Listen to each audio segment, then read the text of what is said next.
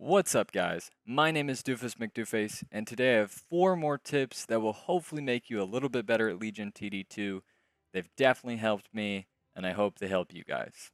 So, let's hop right into it. Number 1, know your weak waves. Now that sounds easy, right? That sounds so simple. But is it really? The way I like to think of this is it's not only knowing your weak waves, it's also knowing your teammates' weak wave. So let's just take a random roll. This was just a YOLO I had. And I talk about this from time to time, how I like to think out as quickly as possible in that first minute, minute 15, how I would build throughout the game. Now, that's going to be difficult. But let's say I place a Yozora here. And let's not think about any other part of the roll. Let's say I'm starting a Yozora. That is my plan. Now, just think through Yozora. You're fine on wave 1. You're fine wave 2. Wave 3, you should be pretty solid. Like, here we have a Seraphim. But, like, wave 3, 5-worker Yozora, you should be in no danger. Wave 4, really no danger, right? Bingo. Wave 5 with Yozora is your first extremely crucial wave to hold. So, whenever I'm looking at my board, and I think, oh, I'm weak wave 5, I scroll over, and I look at what does my teammate have, right? I don't have a teammate here. I'm just in the sandbox. But let's assume that my teammate has a Priestess of the Abyss, a Poda. That would make me feel a little bit more comfortable with my Yozora pick, right? I feel a lot better about starting Yozora because I know that my teammate is going to start a strong unit on wave 5. That just means I need to be strong on his weak wave, which is wave 4. Now, of course, you might be saying, Doofus, I'm a newer player. How do I know my weak waves? And that's a bit harder. But with wave info, right? Wave guide, wave info, I do think that can be something you'll learn over time, but also like this will be helpful, right? So if we're really looking at it, wave 1, wave 2, you're swift on wave 2. Wave 3, yeah, you're not amazing, right? You're not amazing on wave 3 with Yozora. Like, if we're just purely looking at wave info to learn which waves you're good in and not good on. You do have a nice AoE for wave 3, which is probably why Yozora is not too bad on wave 3. Wave 4, we're Pierce and Swift again. And wave 5, Pierce, which is good against Swift, right? Pierce, which is good in us to take down the Yozora faster. And Arcane, which we are not doing very strong against, right? So it's a bit harder to sort of learn those weak waves, but I can tell you that Yozora is very weak on wave 5. So knowing that, luckily I have a Pilgrim and I can work around that, right?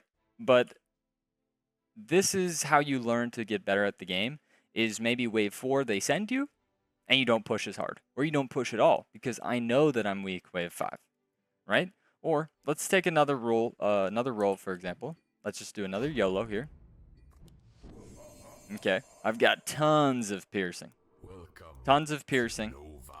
Let's say I start a Nightmare, right? Let's say I start a Nightmare. Once again, I'm pretty terrible wave 5, right? Wave 5, I'm once again terrible. I know it's hilarious that it's the same wave. But let's assume that my teammate has an elite archer on wave 5. That scares me, right? Because not only do I have a weak wave 5, my teammate also has a weak wave 5. And so now that we know that we're weak on wave 5, there's a couple of different things we can do. We can, number 1, overbuild, right? Let's say we get sent on wave 3 or wave 4. We don't push any workers. We play chicken, making sure we get out like a Halo, a Pilgrim. This is a really hard roll being a YOLO. But you work around it by overbuilding. It's nasty, but then when you finally get that big send on your weak wave, you can push really hard.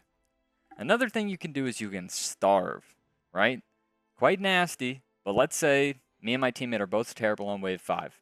I have a Nightmare, he has an elite archer, and I'm nervous about the wave 5. So what do? I king up wave 1 and I save all the way to wave 4, hoping that that's going to force my opponent to send my teammate, and maybe even me, on wave 3 or wave 4, right?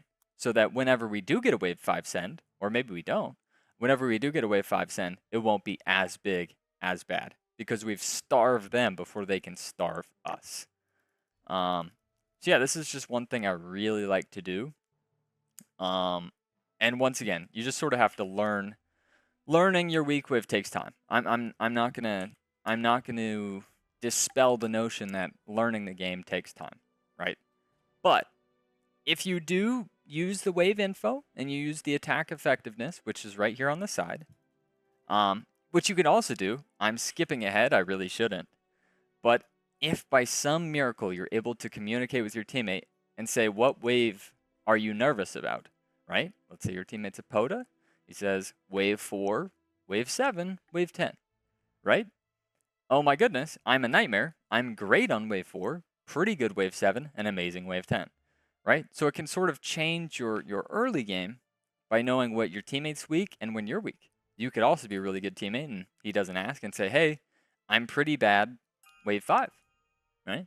I might leak wave 6 to a resend, right? Once again, skipping ahead to the communication part, which is going to be one of my keys to improve. But yeah, knowing your weak waves. Like, honestly, maybe I should just do a video and just like go through every unit, right?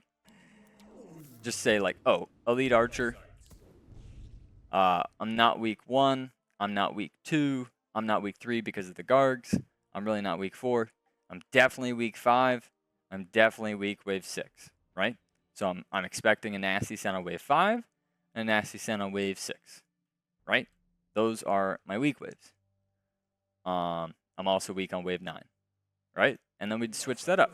And so if you really just go through, and once again, you look at the wave info, or even look at the top games and see like, when are these people receiving sends most often? Oh, my Halo? No, I'm not too good on 4, and I'm pretty bad on 7, right? Because this is a big single target guy. 3, you're not amazing, but you're really not that bad. Not that I would recommend this start. But it's just sort of learning your weak waves. And don't be afraid to ask, hey, Doofus, I love starting Green Devil, or anyone. Hey, guys, I love starting the Green Devil. What are the waves I should be worried about? Wave 4, a snail on wave 2. Wave 5, you're okay-ish. Wave 6, 7, 8. I mean, it's not a bad start, right? Green Devil's not a bad start. But yeah, just learning these things over time is going to be super helpful to you. But try to know your weak wave, and don't be afraid to say it. Don't be afraid to tell your teammate, hey, I'm weak this wave. But that would be the general gist of knowing your weak waves. And so maybe I should change it from knowing your weak waves to learning your weak waves, right? Don't be afraid. If you really like this unit, find out what wave am I weakest so that I know what wave to warn my teammate about. And then maybe if I do the additional research that I see my teammate has started a Berserker, right? I know he's weak on this wave. He's weak on that wave. So then this build of me going for a similar Pierce Swift unit is a bad idea, because then we're going to be weak on similar waves, right? Definitely takes time, but you'll get there. Number 2, I would say Income King often. I know a lot of you guys have asked me for a sending guide, a mercenaries guide. It's coming. I promise, for reals this time. Fiesta guide, all these guides are coming. I'm going to deliver. It's coming. But for now, I really do think just Income King is a good strategy. Now, that doesn't mean every wave, right? That doesn't necessarily mean every wave. Like I said, you still have to think about your own game, right? Think about your weak waves, save a little bit, but then just send income and king up, right? So you're doing a little bit of pressure, but still scaling at the same time. Just so we can see what income king looks like, I'll show you. All right, we're back. Let's just click a YOLO here. Oh, this is great. Curse Casket. Curse Casket with a Proton. This is a beautiful start, right? I wanted to tank a little bit. It's a little... I mean, it's not really that block buildy, but it is a little block buildy. It's fine. It's fine. Right, I push my 2 workers, and so all you do is you click that button, you turn on auto, right? And then I'm going to click on that, and I'm going to go for a king up, right? It's alerting my teammate that I'm going to income king, right? I'm telling him, hey, I'm going to scale, right? Hey, I'm going to scale. And what we can also do is we can check our opponents and see, is this a good idea to income king, right? Is this a good idea to income king? Because the decision to income king or not is very dependent on should you, right? Now, let me explain to you. This guy starting a disciple is not a great start, right? It's kind of overbuildy. It's going to be very difficult to go 5 workers, right? Where I'm already going to be 5 workers in about 5 seconds, right? This is a 3 or is it a 2 workers? That might actually be a 2 worker start. Now it can get workers over time, but not until wave 3. So I'm fine with income kinging these guys at the start. I know that I'm going to outscale them at the moment, right? I'm going to have more workers than them. So building a little bit more income before they've started to scale is a great idea. Now on the flip side, right? If I see that we're playing a Fiesta guy who has pixies, seedlings, and his teammate has a bone crusher, and they're super long waves, then me income kinging and letting my guy who has the pixies Fiesta, and the other guy was a bone crusher, and they save on us for 1 wave. They save on us for 1 wave in these super long waves. They're going to send us like a 60 or an 80. So income kinging might not be the best option. So there are certain times to choose whether or not income kinging is a good idea. Now, I would say if you're a newer player, I would just have it on all the time. Focus really on good building, good pushing workers. Start sort of learning how many workers I can push here, how many workers I can push there. While income kinging sort of takes the econ part out of your mind, right? Just focus on building, focus on pushing, because your king ups and your sending Mythium, sending income mercs is going to help you sort of learn without really focusing on the sending part. And we'll just learn the sending part farther down when you've understood how to send a little bit better. That's what I would say is the better way to play. So here I'm pushing the 5 workers. I'm just gonna income. I don't have anything to send here, and this is gonna be crazy. But I'm going to king up because once again I said he's very overbuilt, right?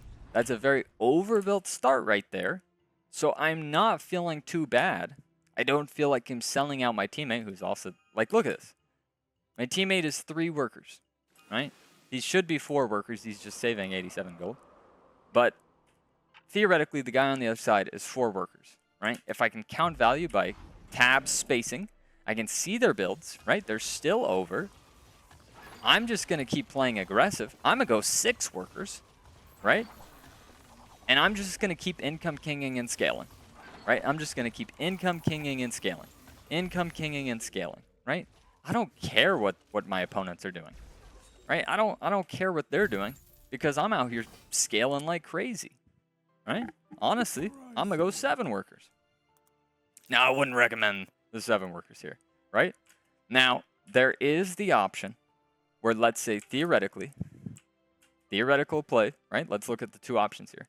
I could continue kinging and income sending, or I could skip 1 wave, all right? I know I'm going to be fine next as long as I get the Cage of Pain. As long as I get the Cage of Pain on 4, right? We didn't even talk about my weak wave, which is wave 5. My weak wave is wave 5, right? It is a Pierce Arcane, just like the Archer, right? My weak wave is wave 5 and then wave 6. So what I could do is continue income kinging. What I could also do is skip 1 wave and then income king there, right? Trying to slow this guy down. So let's just try that. Let's save our Mythium here. Let's add 1 little looter. I'm pretty sure I'll be fine. I'll be fine, right? Let's add 1 little dude. I should be fine with a casket here. I get a snail, which is a bailout. I'm not going to push any workers, right? I'm already 7 workers. And now this is where I told you earlier, where it's a little okay to overbuild a little bit, right? It's okay to overbuild a little bit when you know your weak waves, right? I know my weak wave is wave 5, so I'm going to start overbuilding already. I'm going to start overbuilding really early. Really early. Nobody leaked. I had auto on, right? Whoops. I made a whoopsie. But honestly, it's not that bad. Right? It's not that bad. In the end of the day, I'm still at the top, and I'm just trying to outscale. So we just learned that if you are going to income king, auto on can be good. and it can also be bad, right? So this is a great learning experience. We get 2 king ups, and once again, I am terrible on wave 5. So as much as I want to push that worker, it would be bad. I won't recommend it, right? I want to push this worker and have a crazy split, but it's way smarter, right? It would be way smarter for me to not do that. Look, I leaked my guy, and this guy leaked too, so it's a super long wave. A super long wave before my weakest wave of the game, which is why it benefits me to not push a worker on a weak wave, right? So we've talked about this. We talked about number 1, knowing my weak waves, which is wave 5. Number 2, I'm just income kinging, trying to outscale it, right? I'm just income kinging, trying to outscale it. I know I'm terrible here, right? I'm going to try to show off a pretty cool split here. I don't think it's going to work, but I'm going to try. I'm going to try my best here. This isn't part of my 4 tips, but if you're still watching, you might be interested in this. So my plan here is that this Adam tanks. This looter might tank, but this Adam tanks the boss, lives, because the split is going to pull everything to the right.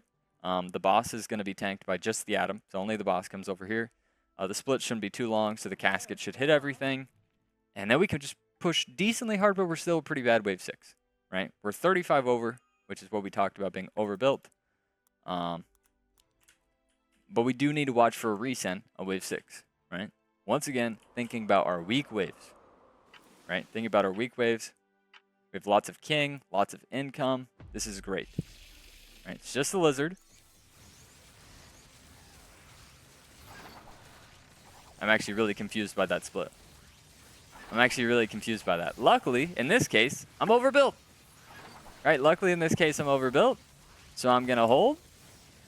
But I am super confused by that one. I've never seen that before. That is a lifted Adam split. But, hey, we held. And my teammate leaked. He leaked on my weakest wave, but because I was overbuilt, it was fine. So hopefully that helps you guys. Don't mess up your split on your weakest wave, right? But do income king often and just outscale. Like, look, I'm already ahead on the P score, right? Which is fantastic. And this goes into our third key, which unfortunately the bot is doing a terrible job, right? The bot happened to leak on our worst wave of the game. The bot leaked on the worst wave of the game here, which is terrible, right? So maybe at the start of the game I should have said, hey, I am bad on wave 5 and wave 6. And potentially, that might have reduced the odds that my teammate would leak on those waves. Now, that's not a guarantee. I'm not going to sugarcoat anything for you guys. There's a lot of people that mute you, that have no comms, that don't speak the same language that you're typing. There are many cases of this where it is problematic. I'm not going to deny that. I'm not going to deny that there are certain situations where you just can't get out of it. You can't get out of it, right? But if you can at least be a nice person, I would recommend being a nice person and trying to communicate with your teammate. Try. At least try. Like, the worst they can say is nothing. Or the worst they can say some pretty rude stuff. But at least you tried to say, hey, how are you doing? You know, hey, here's when I'm weak, here's when I'm not, right? And maybe later on in that game when you say, hey, let's go for a wave 11 send, they might be more inclined to listen to you because you were nice, because you had already chatted with them, right? So it can benefit you, right? So let's take a look at this. This is going to combine wave 1, or number 1 and number 3. So right here we've got Drakir and Sagittarius. We've got Chloropixie and Harpy. So Drakir is Fiesta. Not Fiesta. Okay, he's not Fiesta, but this is some wild stuff, right? I can tell you right now this is already weak wave 7, right? When you start a Chloropixie, you're weak wave 7. But guess what? His teammate has 2 pirate skeletons, which means there's a good chance he could have a scallywag on wave 7. There's a good chance he could have a scallywag on wave 7. Right here, look at this. He already has a scallywag, right? Richard, Drakir, has 2 Chloropixies. He is screwed on wave 7, right? So maybe he says, hey, Sagittarius, I'm leaking wave 7, right? I'm leaking wave 7. Can you be pretty good, right? And so Sagittarius builds a Hellraiser. He's pretty decent, right? And then you've got the flip-flop where Drakir holds on wave 7, and Sagittarius is being saved on. Look, he hasn't received a send, so they could communicate. And maybe Drakir stays a little overbuilt to protect his teammate whenever he gets a send next. Right? Look at that. Drakir is set. This is perfectly what I'm describing. This is exactly what I'm describing right here.